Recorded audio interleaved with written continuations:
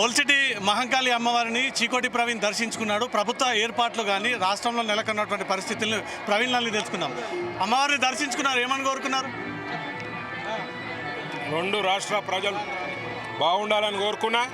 ఎవరైతే హిందుత్వంపై దాడి చేస్తుర్రో వాళ్ళ బుద్ధులు మార్చు తల్లి, వాళ్ళని సక్రమమైన మార్గంలో పెట్టు తల్లి, వాళ్ళ వంకర బుద్ధిని తీసి మొత్తము ఖతం చేయి తల్లి, హిందువుల దేవతలపై మంచిగా మాట్లాడతాడు చూడు తల్లి అని మొక్కుతున్నాను. పోయినసారి ఇదే బోనాలకు వచ్చినప్పుడు మీ పైన ఇల్లీగల్ ఆర్మ్స్ యాక్ట్ కేసు పెట్టారు. ఏరి మీ సెక్యూరిటీ, ఏరి మీ గన్మెన్స్ ఏరి? మా సెక్యూరిటీ ఇక్కడ ఉంది వెనకాల ఉన్నారు, ఇబ్బంది లేదు. ఇల్లీగల్ ఆర్మ్స్ యాక్ట్ అని మీరే చెప్తున్నారు. అమ్మవారు చూసుకుంది. ఇవాళ నన్ను అక్రమ కేసులో పెట్టి లోపల పెట్టాలని ప్రయత్నం చేసిన డీసీపీ రాధాకిషన్ ఎక్కడున్నాడు, చీకోటి ప్రవీణ్ ఎక్కడున్నాడు? చీకోటి ప్రవీణ్ అమ్మవారి కింద అమ్మకు సేవ చేసుకుంటున్నాడు. వాడు తోటి ఖైదీలతోటి జైల్లో 4-5 నెలల నుంచి ఉన్నాడు. ఎంత సిగ్గుచేట అంటే వాడి కింద పనిచేసిన వాళ్ళతోటే తన్నులు తిన్న గొప్ప చరిత్ర రాధాకిషన్ రావుది. ఇప్పుడు ఈ బోనాల ఏర్పాట్లు ఎలా ఉన్నాయి? నిన్న మొన్న ఒక వెంకటేశ్వర స్వామి అంశం తెరపైకి తీసుకొచ్చారు.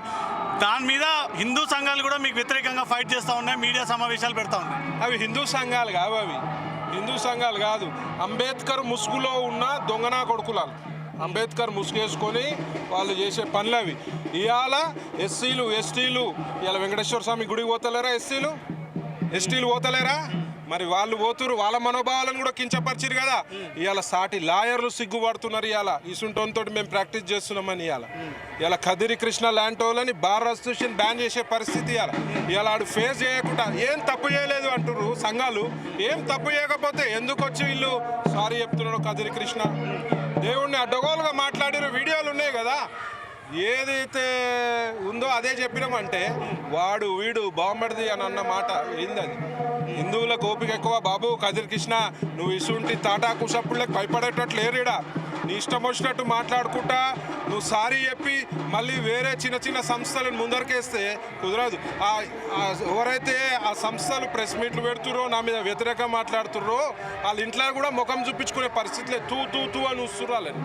ఇలా ఒక హిందువుగా పుట్టి హిందూ దేవుళ్ళపై దాడి చేస్తుంటే వాడు వచ్చి క్షమాపణ చెప్తే వాడికి వచ్చి వత్తాసు వరుకుతురంటే వీళ్ళు మనుషులకు కుట్టిరా గొడ్లకు కుట్టిరా అని ఆలోచించు. దేశంలో రాష్ట్రంలో బీజేపీ మత కల్లోలాలు క్రియేట్ చేస్తూ ఉందంటూ కూడా అసదుద్దీన్ ఓవైసీ నేను ఒక స్టేట్మెంట్ ఇచ్చాడు. మత కల్లోలం క్రియేట్ చేస్తుంది ఎవరు? స్టేట్మెంట్ ఇస్తుంది ఎవరు? మత కల్లోలకు care of address MIM party, మత కల్లోలకు కేర్ ఆఫ్ అడ్రస్ దారుసలాం, మత కల్లోలకు కేర్ ఆఫ్ అడ్రస్ ఓవైసీ సోదరులు. ఎప్పుడైనా అనుచిత వ్యాఖ్యలు చేసింది ఎవడన్నా బీజేపీ వాళ్ళు చేసిరా? ఎవరు చేయలే. వీళ్ళు చేస్తే మేము కౌంటర్ ఇస్తాం, వీళ్ళు చేసిన పనులకు మేము కౌంటర్ ఇస్తాం కూడా తప్పే. ఇవాళ హిందువులను రక్షించే పార్టీ ఏదైనా ఉందంటే భారతీయ జనతా పార్టీ వేయాలి. హిందూ సోదరులు రక్షించే పార్టీ భారతీయ జనతా పార్టీ. భారతదేశం ఒక రక్షణ వలయంలో ఉండాలంటే భారతీయ జనతా పార్టీ. ఇటువంటి కుక్కలు ఒర్రుతుంటే మొరుగుతుంటే పట్టించుకోవాల్సిన అవసరం లేదు. సో ఇవాళ ప్రమాదము భారతదేశానికి, భారత రాజ్యానికి ప్రమాదం అంటే ఓవైసీ వల్లనే ఉందని. రానున్న జిహెచ్ఎం సెలక్షన్లో బీజేపీ ఫిగర్ ఎంత? మేజర్ షేర్ మాదే.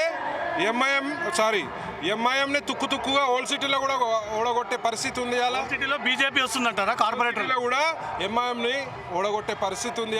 ఇలా చూస్తున్నారు ఎంత అధ్వానమైన వర్షాలు పడితే డ్రైనేజ్ వ్యవస్థ చక్కలేదు, ఇళ్లలోకి నీరు వస్తున్నాయి, ప్రజలు గ్రహిస్తున్నారు. ఇవాళ హైదరాబాద్ మేయర్ కూడా బీజేపీ కైవసం చేసుకోబోతుంది. రైట్. అమ్మవారి దర్శనం తర్వాత చీకోటి ప్రవీణ్ ఏదైతే నిన్న మొన్న అసదుద్దీన్ ఓవైసీ చేసినటువంటి వ్యాఖ్యలపైన తీవ్రంగానే స్పందించారు.